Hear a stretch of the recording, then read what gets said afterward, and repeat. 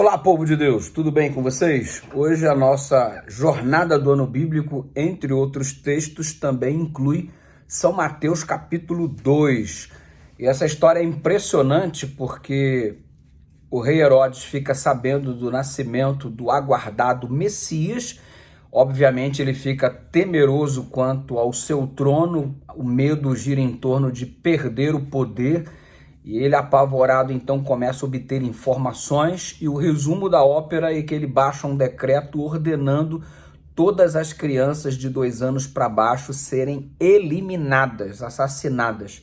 Imagina só o que aconteceu na cidade de Belém e arredores, quantas famílias prantearam pela perda das crianças. Você percebe que essa história se repete, é a repetição, na verdade, do que aconteceu no tempo de Moisés. Você se lembra que Moisés também viveu em um tempo onde havia um decreto, onde todas as crianças deveriam ser eliminadas para que o povo de Israel parasse de crescer, parasse de se desenvolver? Você percebe, número 1, uma estratégia do inimigo que manipulou o faraó e que manipulou também o rei Herodes. E a estratégia é eliminar as crianças para comprometer então o futuro de uma nação e, no caso de Jesus, a salvação da raça humana. Então note, a estratégia do maligno continua sendo a mesma, comprometendo as crianças, matando a vida espiritual das crianças. Ele acaba com a igreja, a perspectiva de crescimento da mesma. Por isso, atacando as crianças é um método eficaz de comprometer a existência da igreja de Deus nessa terra.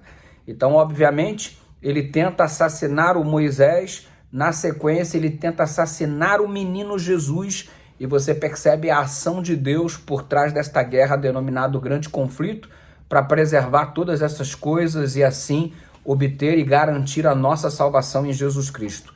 Deus foi com o bebê Moisés a despeito de muitas crianças terem morrido. Deus foi com o bebê Jesus a despeito de muitas crianças também terem sido eliminadas. Você percebe que muitas pessoas morreram inocentemente, mas uma causa maior estava por trás de tudo isso.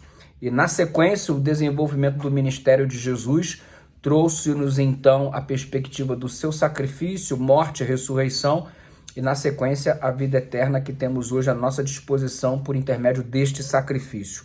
Então é o seguinte: preserve as suas crianças e invista nas suas crianças, porque de igual modo o inimigo deseja eliminá-las. E a propósito, como Deus foi com aquelas crianças, preservando no caso Moisés e Jesus para que o bem maior chegasse até nós, Deus com certeza estará te usando na tarefa de preservar as crianças para que um bem maior, que é a preservação da sua igreja, continue em desenvolvimento dia após dia. Dá uma leitura bem detalhada aí neste capítulo 2 do Evangelho de São Mateus, que estamos percebendo o início do ministério de Jesus. Não temos muita coisa revelada a respeito da infância de Jesus, mas temos já revelada de imediato no capítulo 2 o quanto Deus protegeu Jesus para que ele, como segundo Adão, começasse o seu ministério onde o primeiro havia terminado. Como Adão falhou em sua fase adulta, obviamente, Jesus só poderia estar sendo submetido às provações em sua fase adulta, para que pudesse, então, com a sabedoria que só um adulto tem, com o livre-arbítrio que só um adulto possui, ter a habilidade, então, de tomar as suas decisões. Então, Jesus, como segundo Adão, ele começa onde o primeiro falhou em sua fase adulta. Talvez seja esta uma das razões pelas quais Jesus começou o seu ministério a partir dos 30 anos de idade, para, como segundo Adão, adulto, começar então de onde o outro falhou, para mostrar que é possível obter a vitória através da comunhão com o Pai. A infância de Jesus não é muito revelada, mas já sabemos o quanto Deus o guardou para o momento oportuno. De um modo miraculoso, o livra do decreto de Herodes. E a propósito, isso nos fornece subsídio para saber que Deus livrará os seus diante dos decretos que sobre este mundo virá. Então pode continuar confiando na provisão de Deus para cada um de nós. Você observa José completamente submisso à orientação do anjo. O anjo diz: vai para o Egito.